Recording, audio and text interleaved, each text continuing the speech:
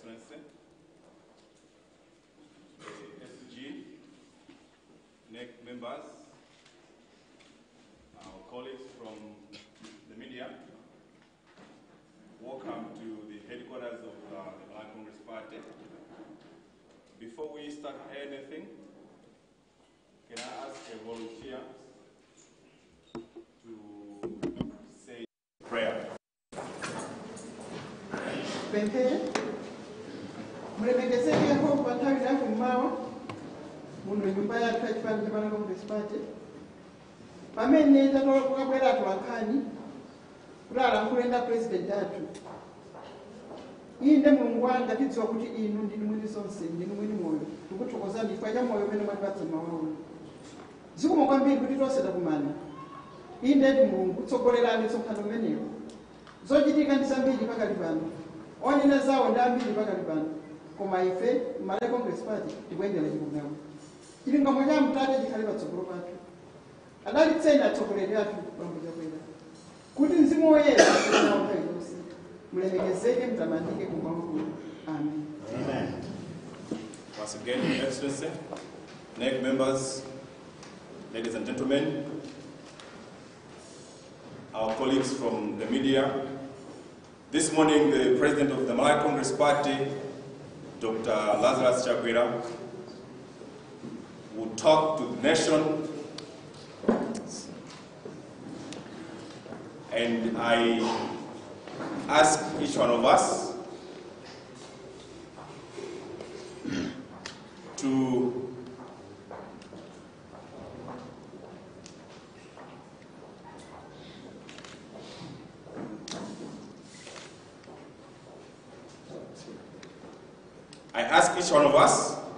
be very attentive so that we hear what the President of the Malawi Congress Party is going to say to the nation. Your Excellency.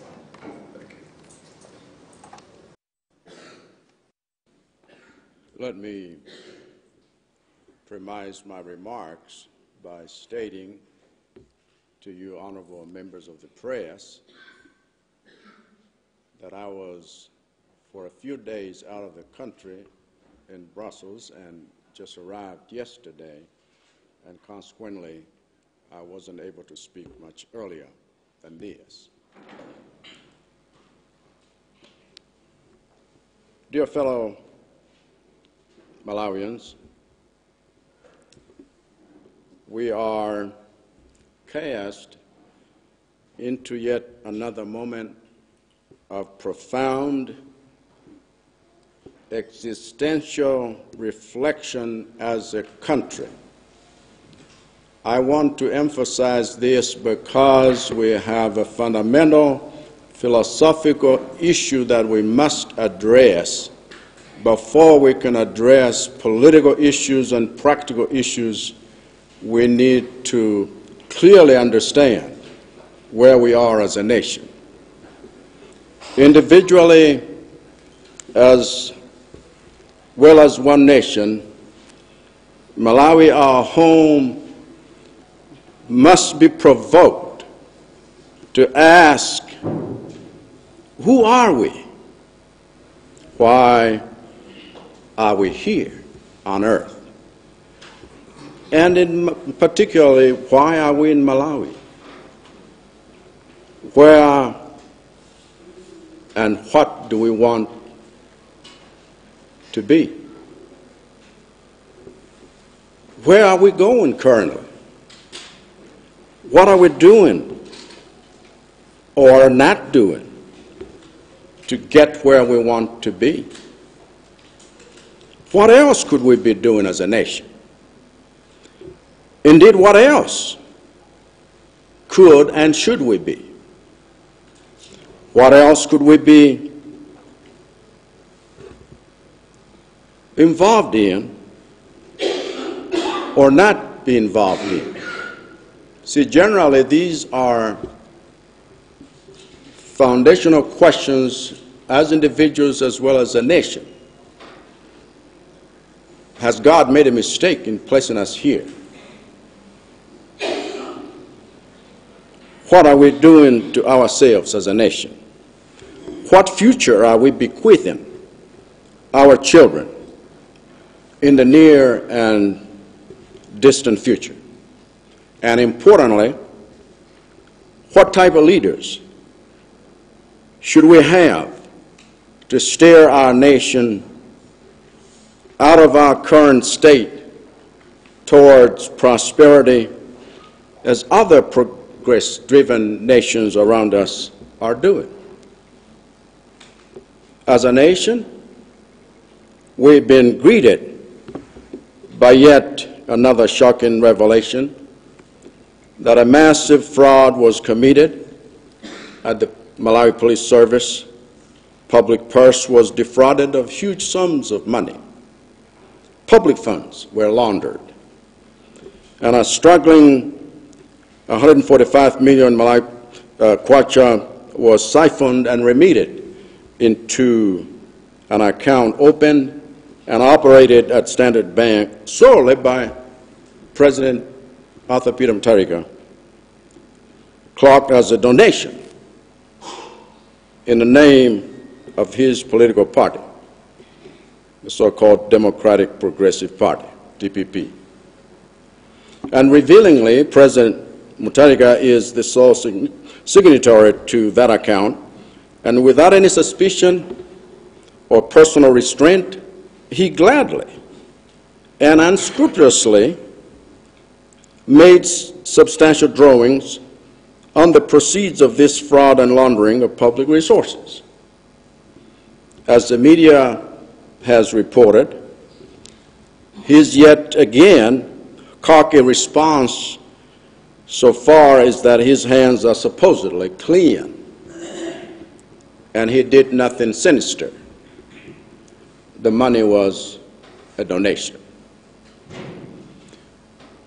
We in the opposition and our gallant media have previously and severally and tirelessly raised such issues concerning this type of nauseating and paralyzing corruption and pilferage of public resources by President Mutharika's administration.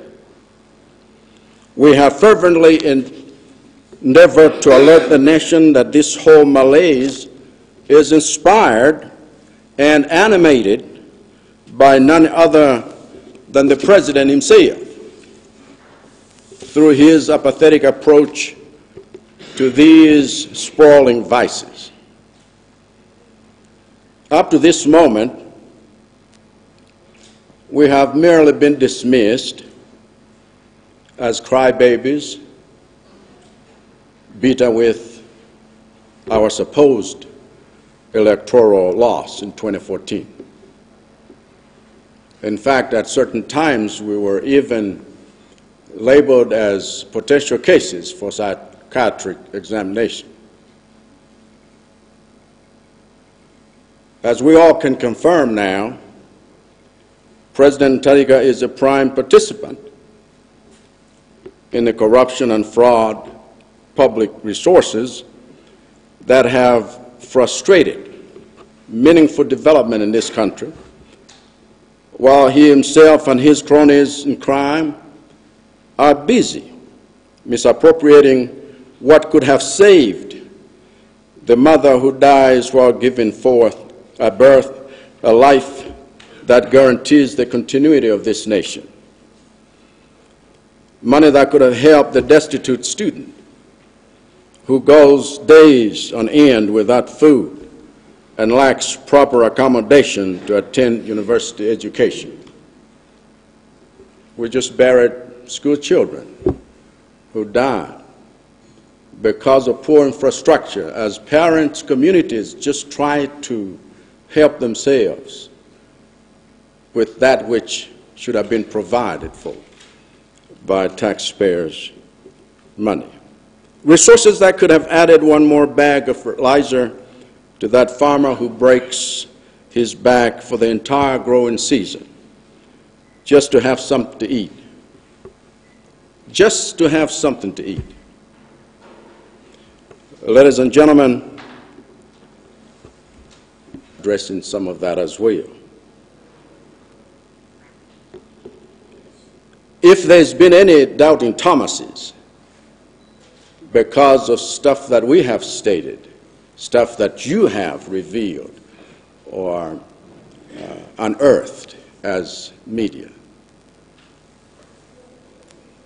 about the depth and the breadth of wanton plunder of public resources by the same people that this nation supposedly entrusted to be stewards of the common pool of resources solely meant to facilitate us as a nation on our path to the prosperity that we all deserve and desire, but which continues to elude us. I'd like to remind us of the fundamental bedrock on which we established our nation and which are supposed to guide our path to prosperity. For this reason, the founding document of this country, the Constitution of the Republic of Malawi, enunciates fundamental edicts as benchmarks against which we must measure the conduct of those entrusted to govern us. We established our state so that it can actively promote our welfare and development, individually as well as periodically be chosen to run the affairs of state for our well-being. Those who are entrusted to serve in government, to manage our common pool of resources, including the president, who is the embodiment of the state, hold office on the condition that we as a nation continue to trust them to champion our common good. For us to have that confidence that the state will deliver on the reason we established for, that state for, we require that those who are entrusted to execute the state's mandate do so with the utmost personal integrity, honesty, financial probity, transparency, and accountability. We the people abhor dishonesty and moral turpitude in those that would and do run the affairs of our state. The words of Chief Justice Mwemwe of South Africa, I probably mispronounced the name, but you can bear with me. They sound true about our own presidency. The president is the highest office of our nation. He is the first citizen and occupies a position indispensable for the effective governance of our democratic nation. And surprisingly, the president has the constitutional obligation to uphold, defend, and respect the Constitution and other laws under it. The nation's, or rather the nation, pins its hope on that president to steer us as a nation in the right direction and accelerate our journey towards a peaceful, just, and prosperous destination. Like all other progress-driven nations do. and do that on a daily basis. The president is a constitutional being by design, a national pathfinder. Should I even say the quintessential commander-in-chief of state affairs, and the personification of the nation's constitutional project. These fundamental constitutional edits, I must add, should be the primary criteria with which we should decide whether or not to continue trusting the people we were lured to trust with the life of our nation, with our own lives. I believe that we had no cause as a nation to enact these benchmarks unless we were determined, as I believe we were, that we would strip anyone of the entrusted mandate if they fail to uphold these fundamental principles or wantonly work against them to our detriment. The revelation of President Mutharika's participation in the ongoing party of thieves and fraudsters who are condescendingly embezzling our resources gives us yet another opportunity to reflect profoundly and be resolute in deciding whether we should continue to trust President Mutharika and his cronies as stewards of state power and resources. We must ask the questions. By dubiously benefiting from proceeds of fraud and corruption, what conduct does Mutharika inspire and animate in those who have been entrusted with state power and resources? Indeed, what kind of a nation does he inspire? With the revealed dishonesty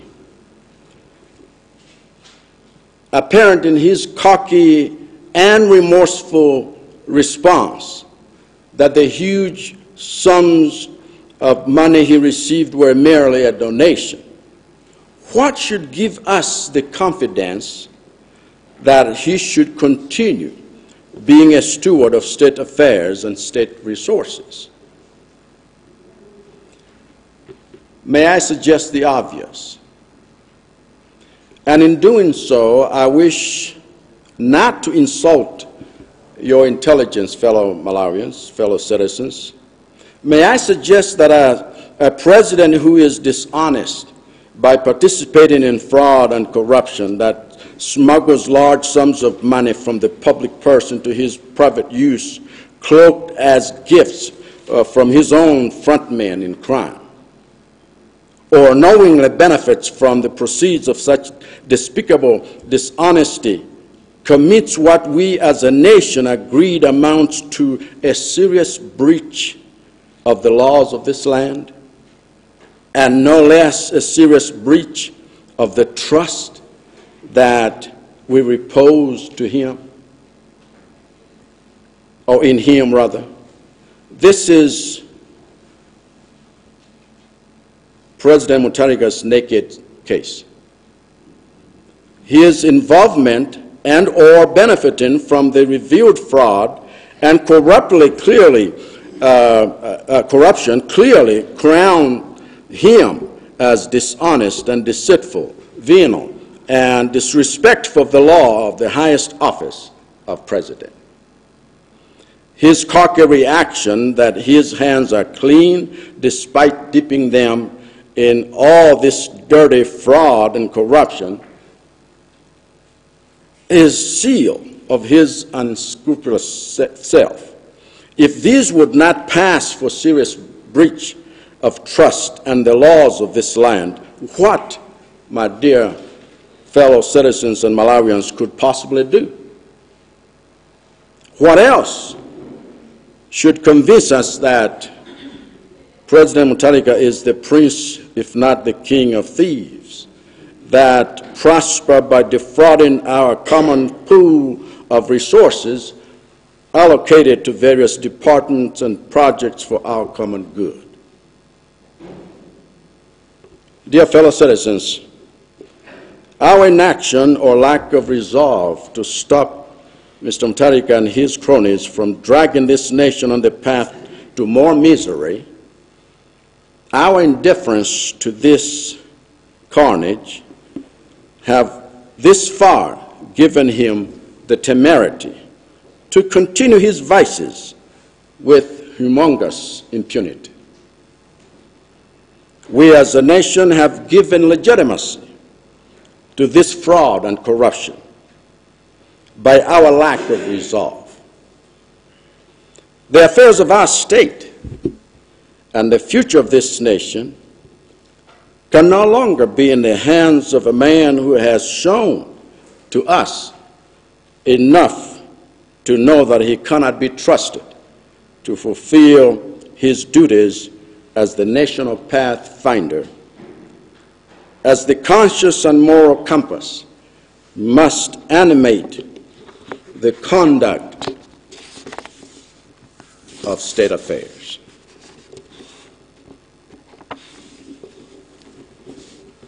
Mr. Mutharika has fallen short of the minimum foundational standards of our state.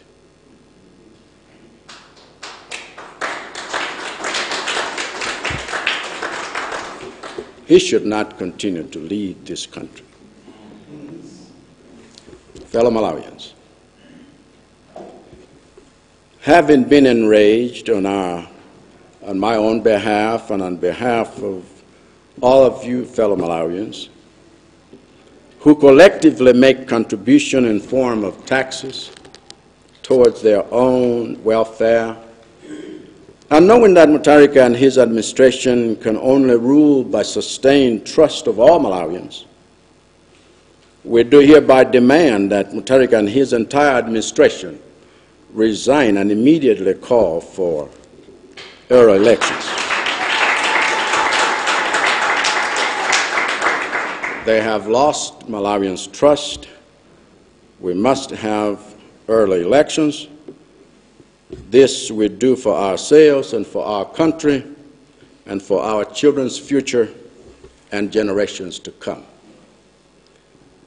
As with liberty, the price of prosperity can be no less than our eternal vigilance.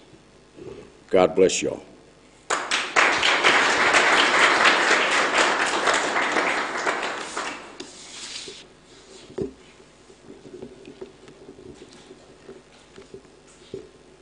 Pepani, mwina ni yankambako mchicheo pang'ono,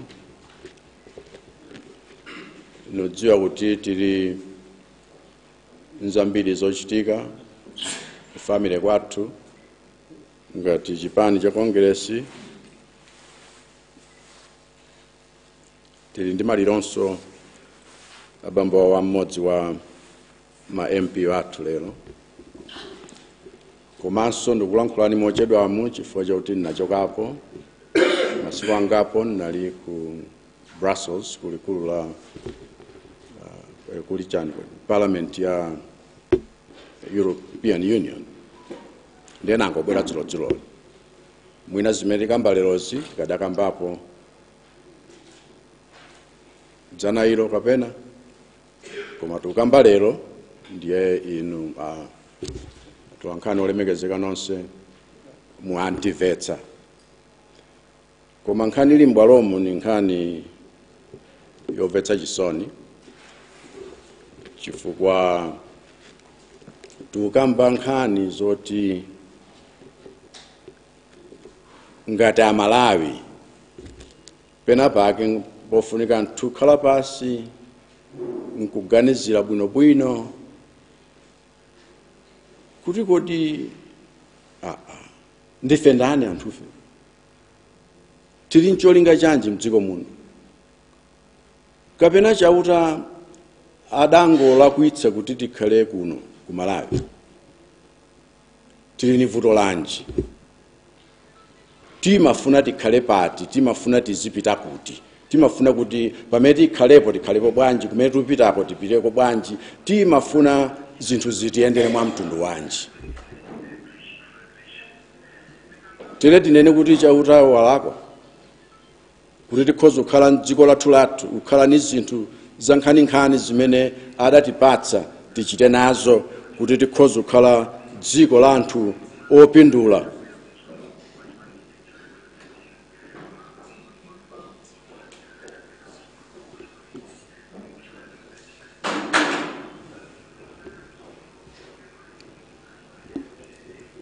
Ngati dziko la Malawi china nchiyani chimene tiyenera kumachita, kapena nziti zimene tiyenera kuonetsetsa tili kuchita, kapena nziti zimene sitiyenera titamachita, kuti mwina kufana nako ndiwena amene atizungulira angotidutsa mu msewu, chigalimoto chathu chukani kukwera mtunda. Chavuta nchiyani? Nkhani zoterezi mpofunika kumakhala pansi nkumakambirana, chifukwa tikhoza manzungulira pa mdzimodzi, tikhoza manena zimdzimodzi, tikhoza mangochita zimdzimodzi, umaoneka ngati anthu tikugwira ntchito thukuta chonchi, koma palibe chilichonse chimene chilutipindulira.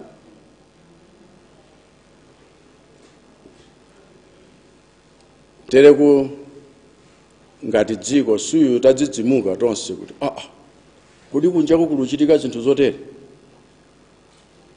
kodi anthu akamachita mabizinesi wawo akapeza ndalama, mabizinesi wonso mwina kuchitika mnjira ya chinyengo, ndalama zinazo akumapereka kwa atsogoleri wathu.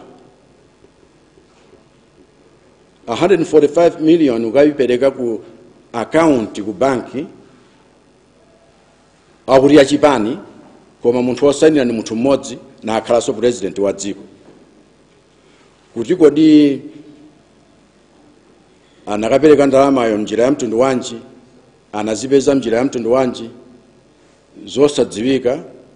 Nkhanizo zangotuluka, Amalawi wonse waziva, ino atola nkhani mwaziva, zina naziona m'manyuzi. Kuti kodi chikhalidwe cha mtundu umenewu chikuonetsa chiyani kwenikweni? Ayi palibe chilichonse apa, nangasi anthu amathandizana, amapereka, uyu wafuna akhoza kupereka, inenso ndalandira ngati wongothandizidwa. Ifeyo ngasoma titchula kuti otsutsa boma, poti ndiye umasulira kwake kwa opposition, koma inu atola nkhani wa nyumba zosiyana-siyana, anthu amabungwe osiyana-siyana, takhala tili kukamba nkhani ngati izizi. Ineyo kwa nkambapo awa msamamvere amandandaula chifukwa choti adaluza masankho, mpaka na zinthu zija tikatchula umangozika pambali. Tsiku lina lake nitapereka momunonso umboni wonekeratu kuti anzathu ndi mbava mtundu wonse. Malo moti aziyankhe zinthu zija, amene uchangwa msala wofunika kuchipatala, nkhani zake zizikhala za mtundu umenewu, mpaka na tonse titheremo, tonse tiwonerera kuti aya okuti boma limayenda cha mtundu umenewu. Malo moti tizizilondola zinthu, takhala tili kulankhulapo zinthu ngati zimenezi, mwakhala muli kulankhulapo zinthu zimenezi.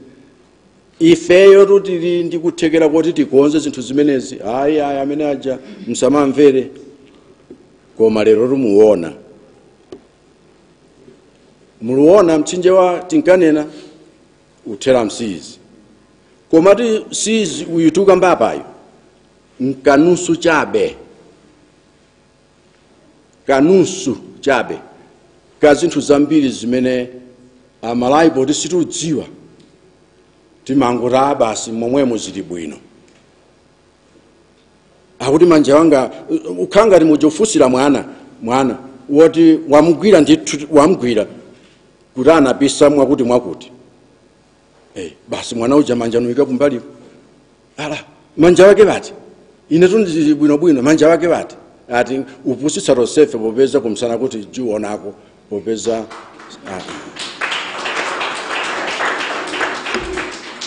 omatero nkhani zuludziwikiratu ya papa wana wathalu vutikawa kuti apitirize sukulu wena suja kodi mwezi wapitawo tere wana tayika kuzomba chifukwa choti vanthu pamudzi kunena kuti kodi azichitukhala patsinde pa mtengo tiye ntingoyika ichi zosamangidwanso bwinobwino nkuwapsinda vana kumidzi alukanika kupita ku university chifukwa ndalama sangakwanitse alimi akulephera tikuti kumangogwira ntchito yakalavula ganga ngati mkupirizoni kuti mwina angopezako chakudya chitisunge mpaka na mwina tioneso chaka china zonsezi ayi anthu angofa mwachisawawa mzipatalamu zosakhudza mitima yathu zonsezi timati njani tikatere ngati Amalawi chifukwa mati tenti zidzifunsa ngati Amalawi tikatere timati njani izitu simasewera sizaphada izi sizongoyesereza zongoyeseza kuti tichani kani zijama chita vana kumudzi nthawi zina uyika mafuwa nkuyika mpika nkumatalo phika sima komoteko watenga dothi akungochita zinthu zoyesera chabe masanje omatero kodi miyoyo ya anthu Amalawi wonse yudalira kuti malamulo a dziko lino ndi mtsogoleri wa dziko lino aziyenda ngati cheni nkalanga chifukwa malamulowa adayika bwinobwino ndondomeko zakuti nanga tonse sitingakhala atsogoleri nthawi imodzi tidagwirizana kuti malamulo oyendetsera dziko lino akhale malamulo abwino woti tonsefe popeza sitingakhala atsogoleri azikhalapo wina atitsogolere tidayika ndithu ndondomeko zake nchifukwa nthawi yakenso ikakwana timachita masankho amenewo nkumene kuti amenewo atsopano atsogolere tonsefe tsono mati ukwalupita sakudziwako galimoto ayendetsa sadziuyendetsa kwake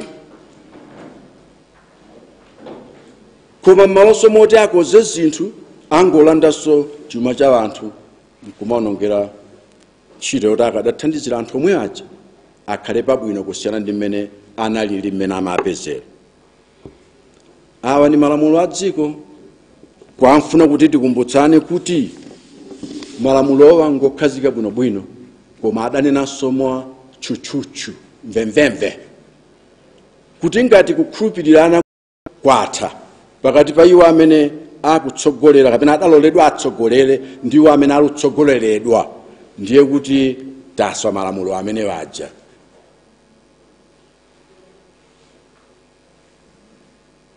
ndiye simungapitirize kumati ayayi koma tiwa okhulupirirabe chifukwa yayi nanga tikhulupiriranso ndani ndiye mpaka na wana athu onse afe ndiye mtizidane kuti atakhulupirira tsana kwankhala ngati nkhosa yoti siudziwa kuti kodiko nkhosa zizasuzujiwa bwanji basi wina akajiwa tonse uthawa kenaka nomabwereranso tikaone kodi chinachitika nchani wina akajiwa tonse uthawa nobwereranso tikaone kodi chinachitika nchani wina akajiwa tonse uthawa kodi mpaka na tonse tijiwe ndiye tidziwe kuti zinthu sizili bwino anthu ena atu monga zimachitikira ku John Chief Justice Samuel Mkwe kazo ngati ulakwitsaso koma adanena ndithu kuti upresidenti ndiye umene umayimirira dziko lonse ndiye kuti chikhalidwe cha president chimakhala ngati chikhalidwe cha dziko lonse tsono chikhalidwe cha president chikakhala chonga mmene zikukhaliramo ndiye kuti tonse ndi mmene tilili kunoku tiye tiyamvomera nanga sitimangoonere naso mmachita manyazi akanena kuti kodi muchoka kuti ndi uyamba kuganiza katatu usanatchule malayo tsono ukanguti malayo ukujaku tsono kujaku kuti nkhani zake nkumakhala mezi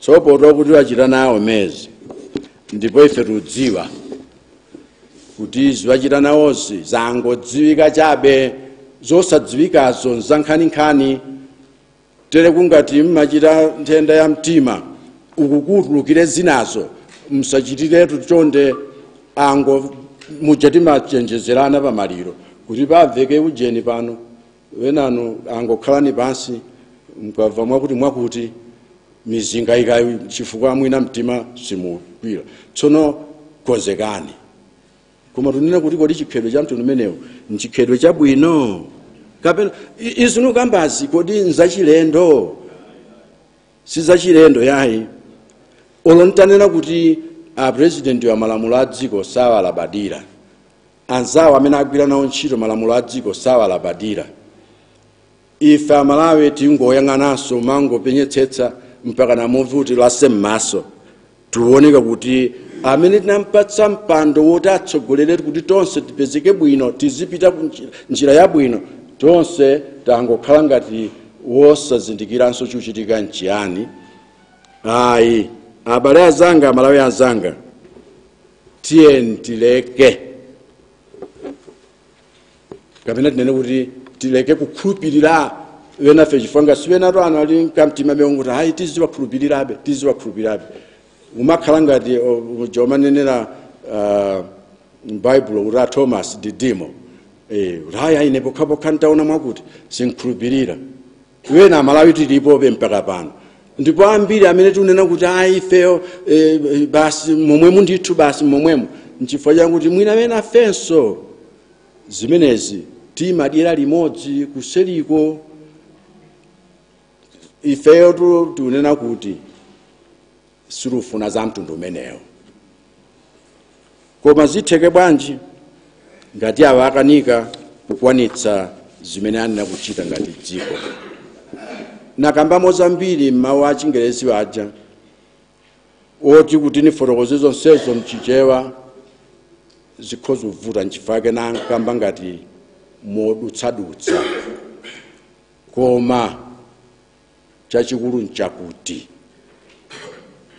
abwana awa ndi wonse amene amatumikira nawo boma limeneli angonena kuti tasiya chifukwa takhumudwitsa Malawi talephera kuwatumikira angoyika tsiku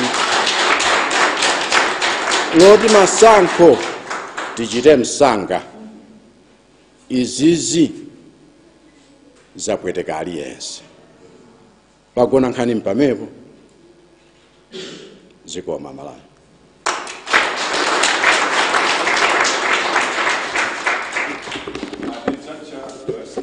Allow me to give a chance to our colleagues from the media so that they ask questions.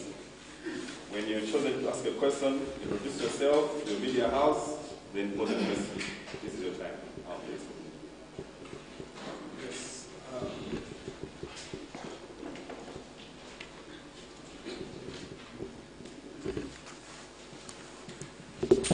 My name is Arnold Mlemba from Full FM Radio. You have called for the President Mutharika to resign forthwith, and this should be in a quest to pave way for investigation, I assume. But looking at the laws of the country, there's a law that provides for immunity for the sitting head of state. As we all recall that this bill was just being presented as a private member's day in the private members' bill in the National Assembly, that the sitting president should be prosecuted in the event of cases like this one. But the bill did not see the light of the day. Are you in support of this particular bill for future cases? But while we are there, we know that we do not have the clearly set guidelines for the impeachment of the president in case of that need if it arises, and that realizing that Parliament will only be meeting in November, perhaps later in February, what measures do you intend to follow, or what route do you intend to ask the president to use in his quest to resign? How should he resign? Voluntarily? Or are you intending to move the courts? Or what should be there for Malawians to trust that really you are serious, that you want President Mutharika to resign? Is this not mere rhetoric? Thank you. Thank you so much. Before we lose track, let me just respond to that. Malamulo a dziko lino amakamba apoza kuti President ngati waswa malamulo mukhoza kuyitanitsa Parliament ikhale pansi imuyimbe mlandu mpaka na akapezeka olakwa kumchotsa pampano, amati impeachment. Malamulo omwe a dziko lino amanenanso kuti Parliament amayitanitsa ni President ni Speaker. Ndithu masiku nanomwe kankhani galasi anthu amadziwa kuti pamene paja sipotulukirayi, potulukira mpaja mnalowera paja bwinobwino zikakhala pamtendere, koma pakachitika ngozi mayikaso pena poti mkankhe apo. Izi tikukamba panozi sizofunikanso kuti munthu ukanena kuti ndi uchita resign kapena nutula pasi udindo, sizifunikanso lamulo lake. Kwa popeza mnapitiriza ufunsa kuja kunena kuti Parliament munati bill, munali motion. Motion imene ija imafunika kuti mukagwirizana, popeza imachokera ngati private members motion, ndiye kuti pakhale bill yoti ibwere tsopano idzasinthe malamulo aja. Kamunimvetsa? Motion inali yoti tichotse ichi chimachita ngati chakuta president kuti asamembedwe mndandu, akakhala ngati wavika zala zake muja tanenera muja. Zimene zija nzozofunikazo. Mmalawi aliyense ndi Mmalawi amene aziyendera malamulo amene Mmalawi aliyense samayendera. Chifukwa tikanena kuti wina lamulo silimkhudza, wina lamulo limamkhudza, ndiye tupitiriza kumachita zinthu zimenezi. Koma imene ija sinali bill yayi.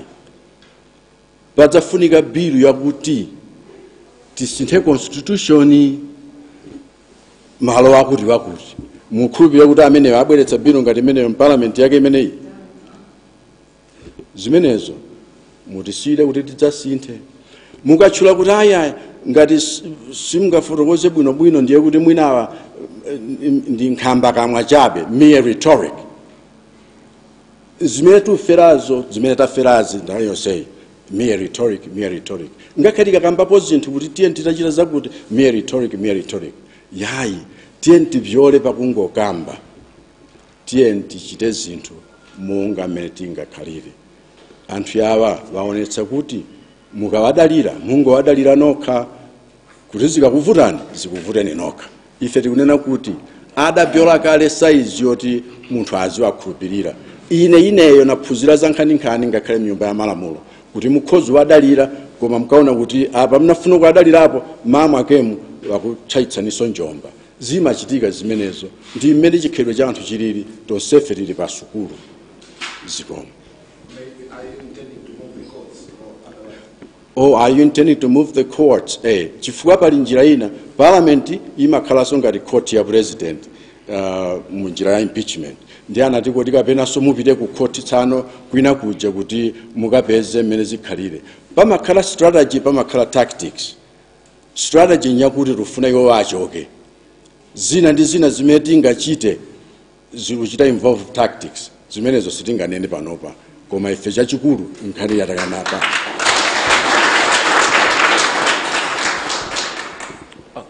Zomwe kwambiri ine ndi Innocent kumchedwa ndolonkhani wa Maziko Radio.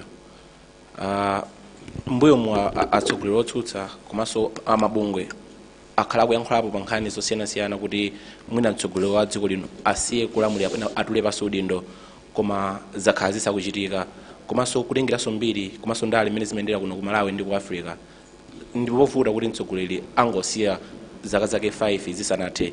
Mukuona kuti mwina zimene mwanenazi ndizothandiza kuti ziphula kanthu kungopempha kuti atole paso udindo, komanso kodi ndi chinthu chofunika kuti patakhala miyezi 10 kuti mwina akuyitanitsa zisankho mwa msanga kutengera ndi ma logistics ndi zina zotero?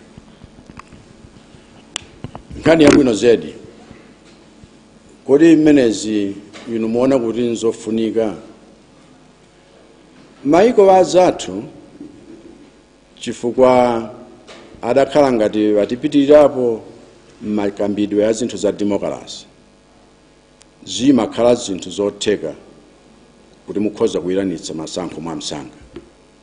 Kwathu kuno zikhoza kukhala ngati zosatheka chifukwa ife tomwe ndiye timayikondwikazitsa mnjira zakuti chakuti sichingachitike, chakuti sichingachitike. Patakhala political will, zinthu timanena kuti sizingathekezi zikhoza kutheka.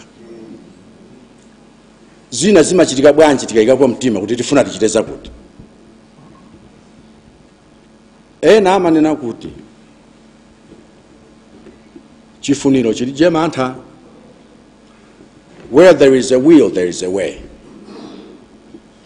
Tikamangodalira zonena kuti ife ndife osakonzeka, ndife osatere, mpaka na zaka 5 wo, mpaka na mwakuti wo, nzimene zimapangitsa kuti anthu tizingokhala nkumaganiza kuti bola ni mpando palibe uyanga nchotse pano. Zimenezo taononganazo dziko. Koma kuti kodi amene aja ameke akhoza kuchita mwakuti kodi amene aja nangasi zina ndizijawayamba zija za kalembera zitengere muja ayikira mafezi aja ende kuti tsano tafika kale mu November, ende kuti tafika mwakuti. Iwo akatula pansi malamulo a dziko lino aliso ndondomeko yake yonena kuti zikhoza kukhala bwanji meanwhile kuti wena wayendetse zinthu zoti mpaka na tichite masankho mwa msanga. Ife tukana zakuti kubaku kupitirire mpaka na miyezi 10 yonse iyithe zikadachitika zimenezo. Kulekerera kumeneko kumene kuwonongetsa dziko amalayo. Mujira moderate ndino pepani nambulo za so munthu kuno.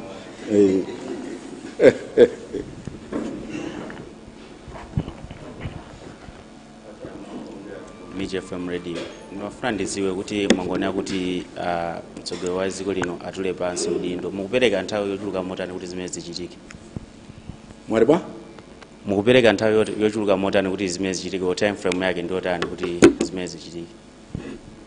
Oh. Tsopano nthawi inake timati now, just now. Ndiye kuti manawo ake akhala liti azitanthauza chani. Ife tangotchula zakuti with immediate effect. Tikudziwa kuti azathu walankhula kumpatsa potapo mire akonzekere. Koma ifeyo tikuti anthuwa angotula pasi. Osati chakaicho ayi. Now.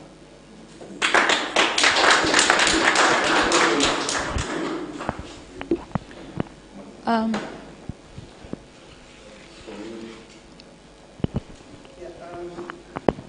still from Capoeiro. The past Vice President, resigned last Friday from OCP. What would be your immediate reaction? And also, I would like, if possible, to seek your comments since the ruling today is holding its effective convention.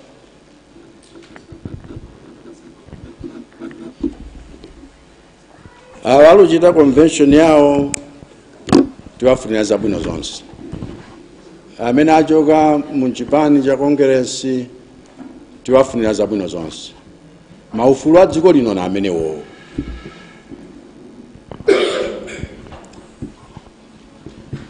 Salim.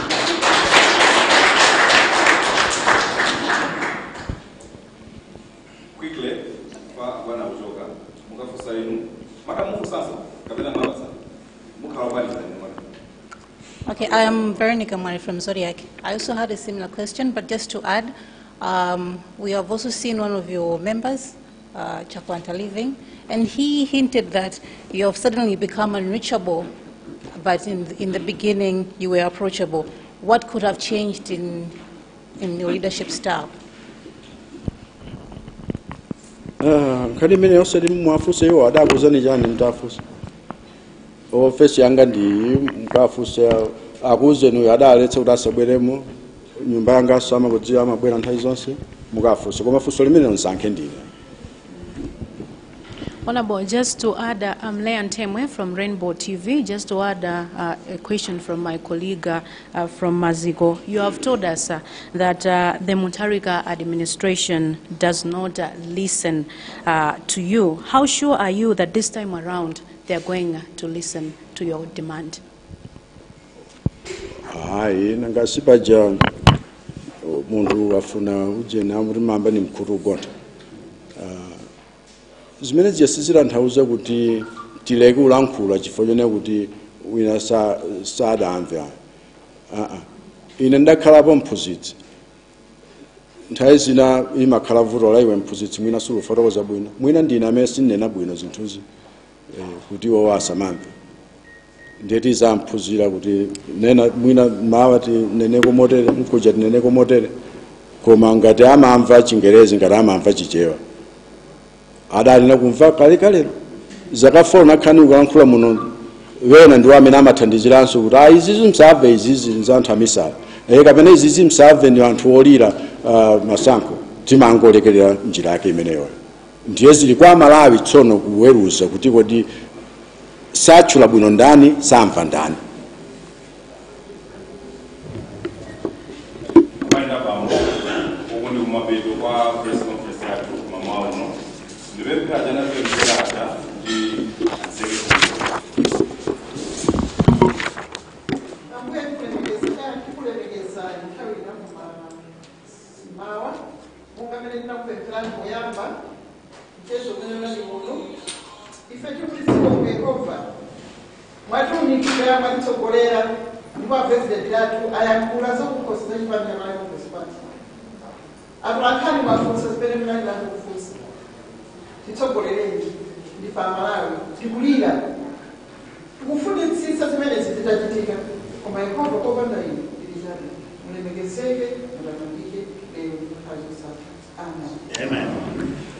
Sabana zonse Malawi zikomo.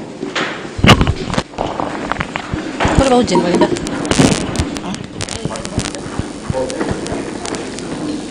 But nakobe akula sana.